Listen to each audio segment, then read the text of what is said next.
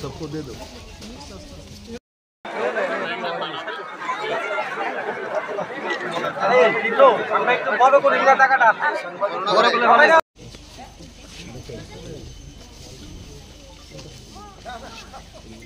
माँ को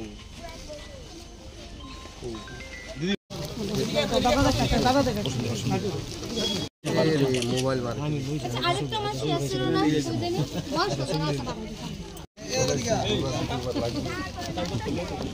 सबको दे दो।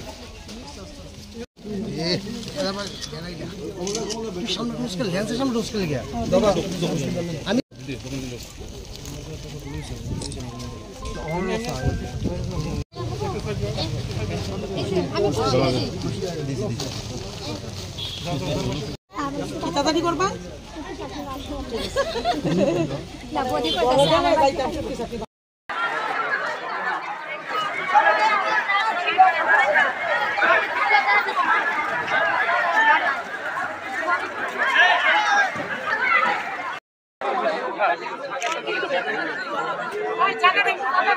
লাইনটা একটু দেখান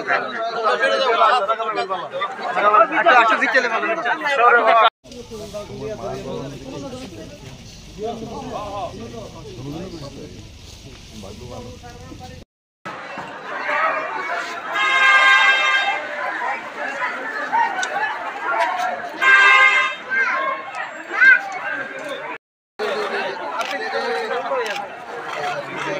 हाँ भाई दादा के छोड़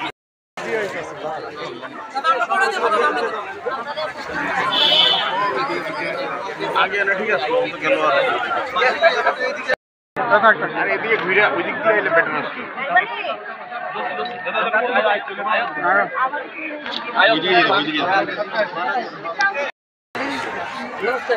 সব সব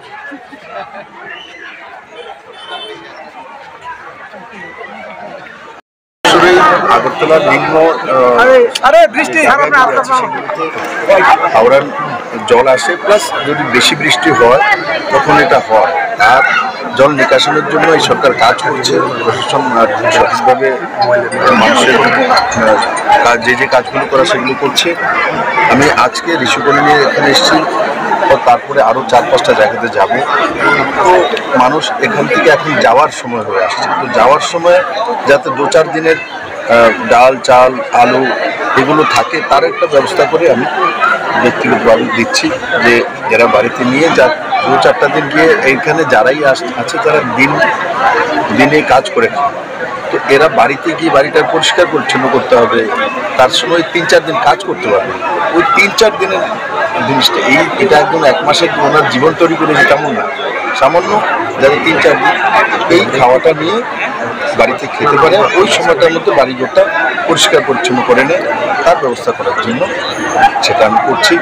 ওর প্রশাসন বাকি সব ব্যবস্থা করছে। আপনারা দেখেছেন রামকৃষ্ণ মিশন থেকে সকাল থেকে এখানে ওষুধপত্রাদির ব্যবস্থা স্বয়ং মহারাজজি এসছে, বিভিন্ন সামাজিক সংস্থা, আমাদের নির্বাচিত প্রতিনিধি এখানে মনিকা এখানে মেম্বার আছেন, ডেপুটি মেয়র আছেন, ও আছে, মন্ডল প্রেসিডেন্ট আছেন স্বপ্নাদি, সবাই মিলিয়ে অন্যান্য কার্যকর্তাদের নিয়ে কাজ করছে মানুষের পাশে এবং মানুষের যা যা প্রয়োজনীয় তাদের সেগুলো দেওয়ার চেষ্টা করছে।